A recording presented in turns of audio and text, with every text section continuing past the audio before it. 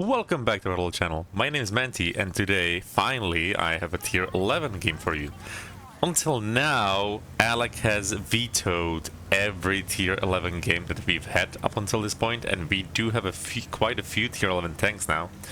But with this game, Alec is actually away, so he cannot stop me from making this.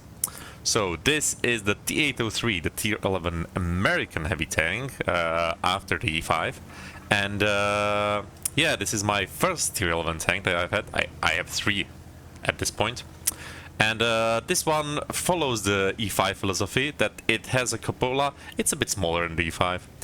It has a cupola that it cannot hide, whatever it does, really. It has an excellent gun, a quick-firing gun.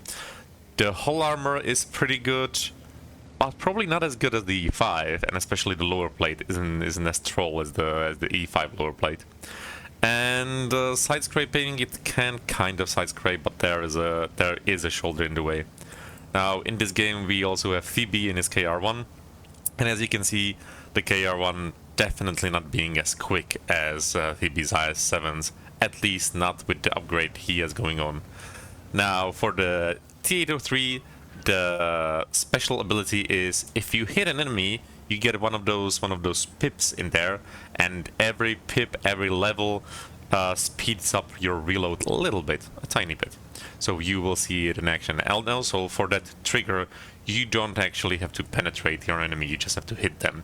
So that's why you will be seeing me just fire shots that it probably wouldn't have fired otherwise.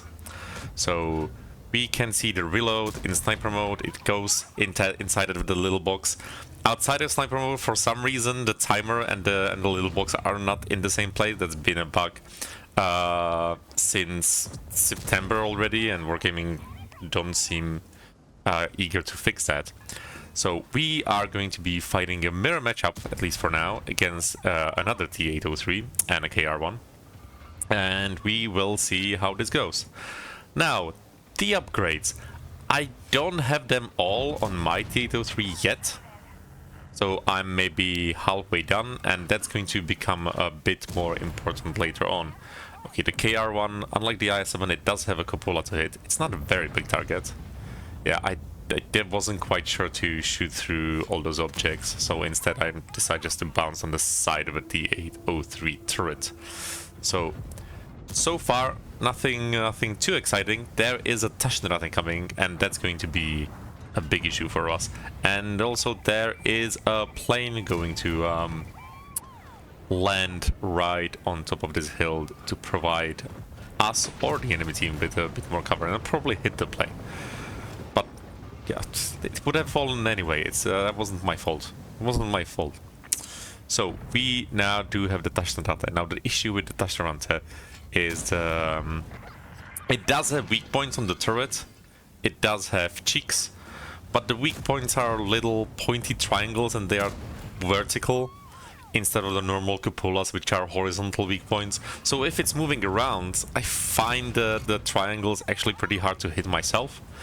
But when I try to play my Taschenratte, the armor doesn't work nearly as much. So you see me miss quite a few shots, and I am eating through my heat shells. Now, interestingly, usually to defend from this side of the hill, there aren't too many good places to fall back to. I feel like the other side of the hill actually has more little ridge lines to fall back to.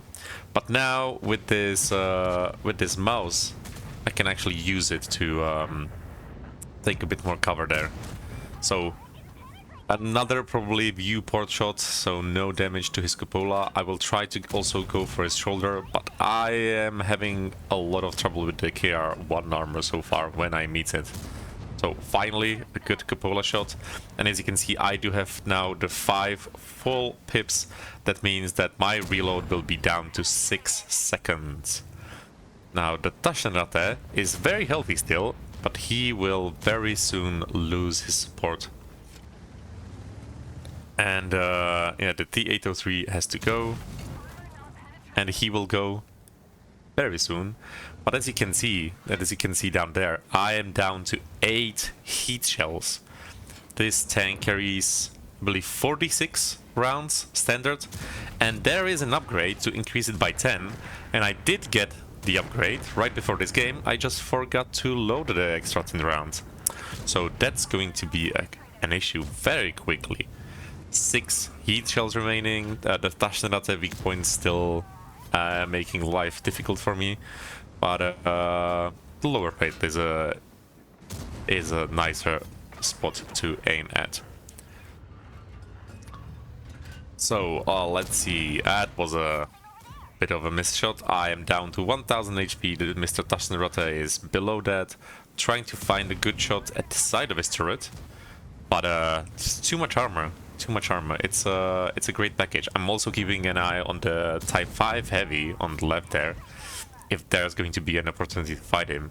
And I really don't like playing against the Tashnarate. Finally, he gets taken out. Okay, Mr. Type 5 Heavy, your time has come. So I'm down to my AP rounds, but should be fine against this cupola. The Type 5 Heavy turns his turret towards me. That means he gets penetrated in the side of his turret, and now he has very low hit points. And that means I can just take my time, find the cupola shots, and take him out. Okay, so far so good. The enemy team is folding, even though it seemed like we were going to lose that. And that was not my shot that got the baby Panzer out of the game. There's a Tiger Mouse, WZ-120 trying from below with heat.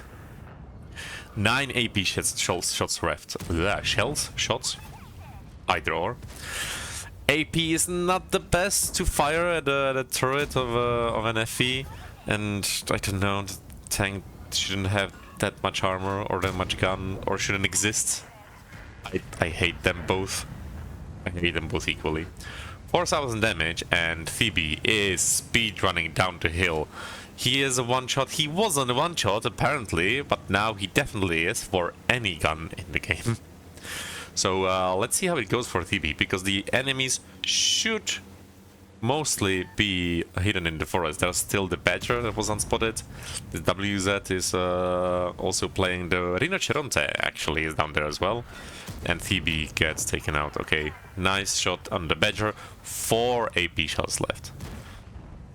So we are definitely winning this, but if I want to do damage, I should carefully handle my next 4 shells. Going to keep checking on the leopard on the left if he's still there or not. I don't want to get spotted and shot by him. I will survive 2 or 3 shells still, but we will see how that goes. And I definitely want to race in to get as much use of these 4 shells as I can. So lower plate shot into the Badger, and all 3 of the remaining enemies are here. A second lower plate. Okay, Badger penetrates me back, but that's fine. Rinoceronte is not looking at me, so I can come up, shoot the Badger one more time, and we have 1 last AP shell left. So let's make it count. Good. Now down to 4 HE, and in hindsight I shouldn't have been carrying 4. Should have been carrying like 2 maybe. So the lower plate of the Rinoceronte, even an angle like that's not going to go in. Leopard, not going to go in, but decent damage. I have 2 HE shells left. Try to find the Leopard shot. He gets taken out, so my only option is to try to get behind the Rinoceronte and hit this from the back. I tried to find the engine tech shot, didn't find it, and in the end he gets taken out by someone else, and I am left with 1 shell remaining. All thanks to the mistake I made at the start of not loading my extra 10 shells. So, in the end, this is only a first class with 6.7 thousand damage, a lot of blocking done as well, and at the end, quite a bit of spotting. And even though this is 1400 XP, it's still not an ace, because the requirements for these tanks is just way too high. Anyway, if you did enjoy this video, let us know down in the comments, subscribe, like, all that good stuff, and I will see you in the next one. Bye!